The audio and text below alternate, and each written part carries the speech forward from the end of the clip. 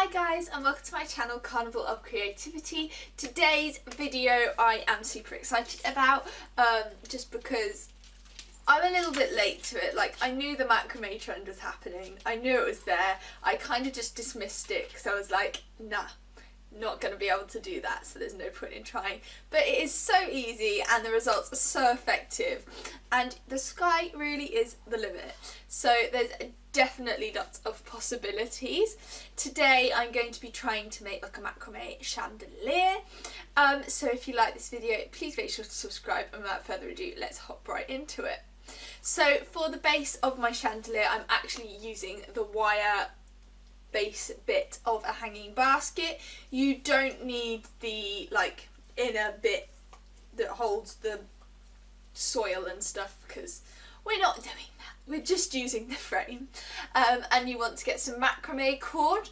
I used strands that were about 3 meters long, cut 9 of these so that there was 3 to go in each gap between the hanging chain bits, and then to attach them on I used some thinner macrame cord to create a loop running in and around through the chain pieces, and then tied this up so that there was like a bar essentially between each, and then I did like a hook and loop, folding each 3 meter strand in half to make a 1.5 meter strand, poking this up and pushing the ends through and pulling them through the loop as well to create all your strands on each side.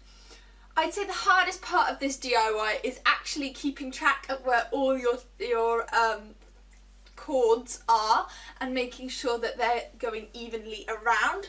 So if you do have a place to hang this up, it would be tremendously helpful.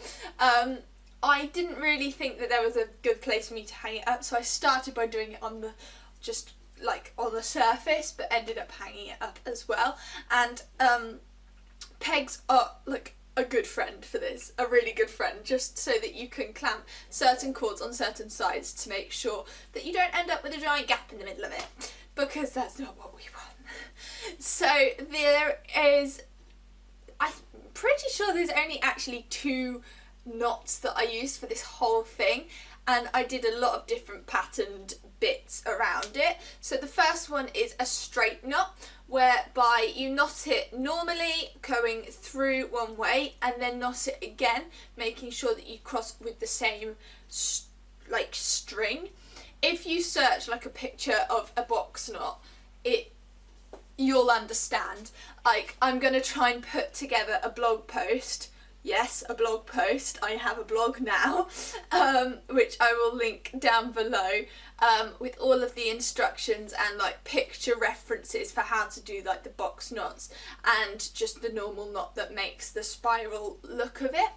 But basically all I did was I did my box knots so that they held the strands together in like 2 apart, and then I braided small sections with the swirly one, I don't know what it's called, but the swirly knot that makes it make a spiral down, and then I alternated so that the other 2 strands would come together at the bottom of the swirl and be box knotted off, and then in the middle pieces where the other ones was, there would be the swirl. So I did that a few times well, I think I did it like once actually, before adding some more strings in, just so that it didn't look too sparse.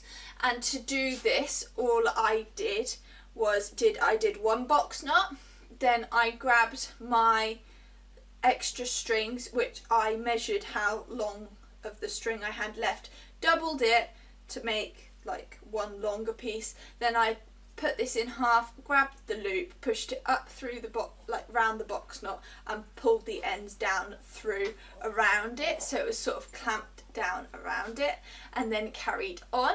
You do want to, at some point when you're doing your like net sort of all the way down.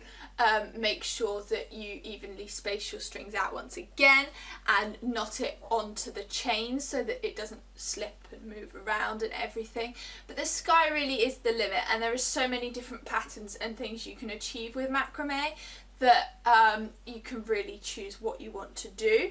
So it's completely up to you as an individual which pattern you opt for, and you just want to keep going with the patterns or changing them up, whichever you want, until you've done enough knots to reach all the way down to the bar of the actual basket. Once you've done that, you want to knot each individual string to the, or if you've got them in pairs, to the frame of the basket, the hanging basket frame, yeah, that thing.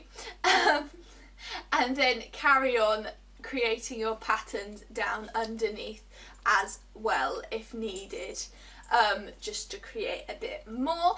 Then to finish off my basket, I actually gathered all of the strings and grabbed another piece of string to tie this off with and created a sort of tassel at the bottom underneath. And I'm actually really happy with how this turned out. I think it looks pretty darn cool and boho-y and bohemian-y, I don't know, and just cool in general. Not entirely sure if I'll actually use it because I don't really have anywhere to hang it up, but it was a really cool DIY nonetheless, and I really like how it turned out. So if you like this video, please make sure to subscribe.